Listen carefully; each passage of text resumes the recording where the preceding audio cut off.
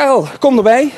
Thea Marij, kom erbij jongens, gezellig. Dit is televisie, live televisie vanuit het Retailpark Limburg. Vandaag de editie van 14 mei. Karel hier op het hoekje. Op het dus.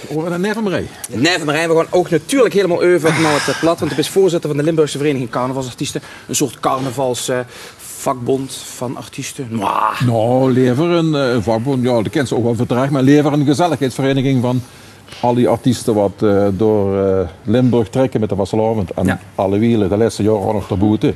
Want het begint met de Vastelavond en dat gaat de jaar door alle wielen. Het vierde seizoen is erbij gekomen. Maar het is ook de bedoeling geweest in het verleden, is ooit opgericht om dich meer te ontmoeten.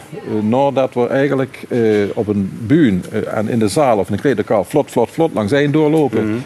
Maar het is ook één grote familie.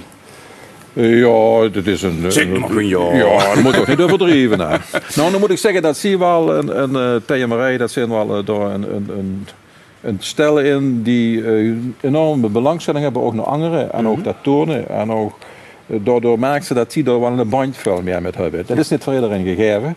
Dat is gewoon zo, iedereen artiest is een, denk ik zeg dat als een egoïst is met zichzelf bezig is. Die wil perfect zijn, hij wil goed presenteren en die optreden.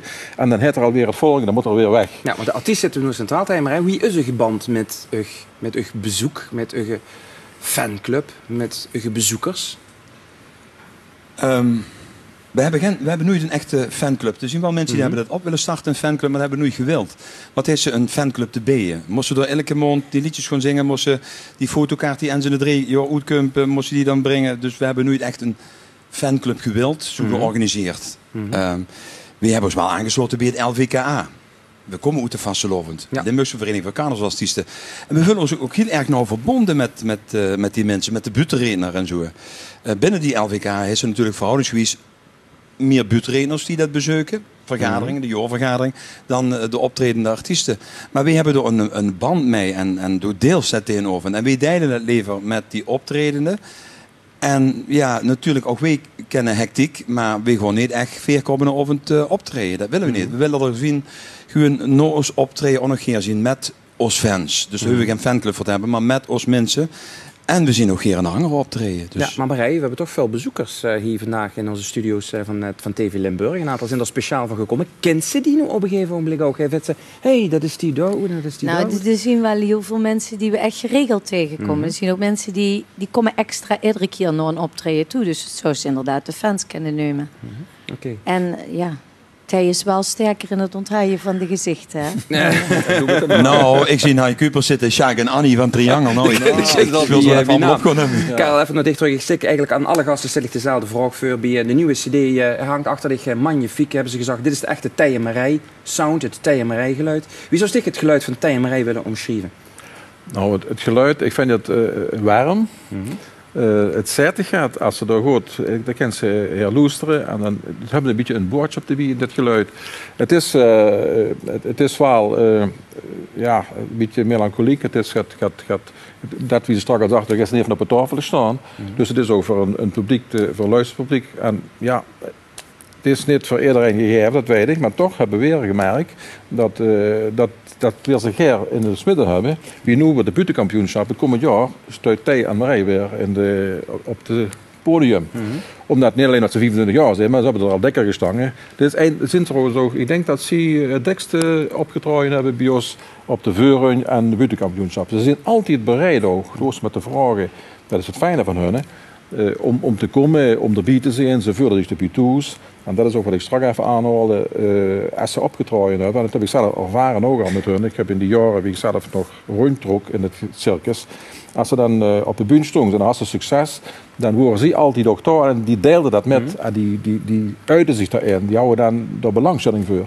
Terwijl ze nu, en dat wordt toen ook natuurlijk, Dex stuit op de bühne en dan komt ze van de bühne af en dan zussen de collega's al niet meer, die zijn alle weg of die wachten er niet af, weet ik niet.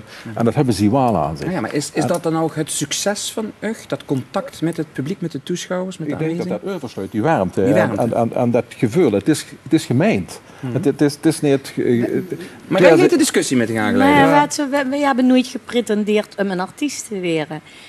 We worden gevraagd om een carnavalslied toen te zingen.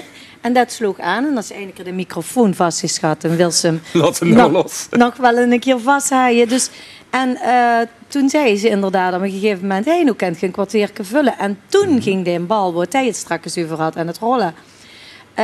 Dan werd ze dus eigenlijk min of meer getorpedeerd door de artiest ziende. Maar we vinden het heel fijn als wij aandacht kregen. Maar we vinden het ook zeker zo fijn om die aandacht aan een andere truc te geven wanneer je dat verdient. Bij een buitenkampioenschap of wat dan ook. Want we weten zelf maar eens zo goed wie dat vult. Dus waarom zouden we dat niet teruggeven? Maar ga je er niet van een 5 keer op de oven te gewoon optreden. Drin, droet. We willen vooral blijven lachen op die bühne. Spontaan, vanzelf. Omdat we het zo fijn en zo leuk vinden. En daar vloeit ook voort dat we inderdaad nog de aandacht kunnen opbrengen voor degenen die ook moeten optreden. Maar je doet zoveel, je hebt zoveel optredens. Hè. Je hebt het LVK ook een keer gewonnen, ik geloof in 1993.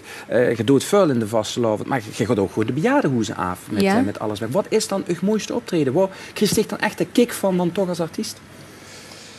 Ja, wat is het mooiste optreden? Ik bedoel, de dankbaarheid steeds. De reacties. De aai over de bol, de schouderklop, et cetera. Dat is echt niet het geld.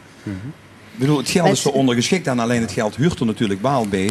Want als ze een cd weer zo brengen, et cetera, zal ze natuurlijk ook een beetje geld moeten genereren voor de toekomst, voor nieuwe nummers. Want liedjes opnemen kost een soort ook geld. Ja, maar hij zit een keer te kijken. Wie we bijvoorbeeld op de afterparty van het LVK optrooien afgelopen jaar, denk ze, wat heerlijk. Zo'n hele grote bühne met een perfect geluid, zoveel mensen.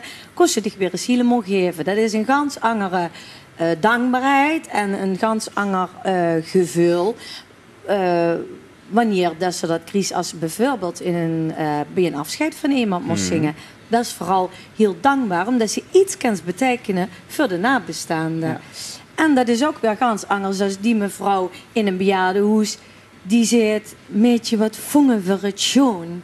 Daar genieten we voor 2 dagen nog van. En dat weet ze ook dat het zo is. Eerder optreden heeft eigenlijk wel iets wat ik het weer ertoe bewegen om het maar te blijven doen. Ja, Karel, 24 jaar zijn ze nu in dienst, om het zo maar eens te zeggen. Wat hebben ze bereikt voor ons Limburgs erfgoed als het gaat om de muziek?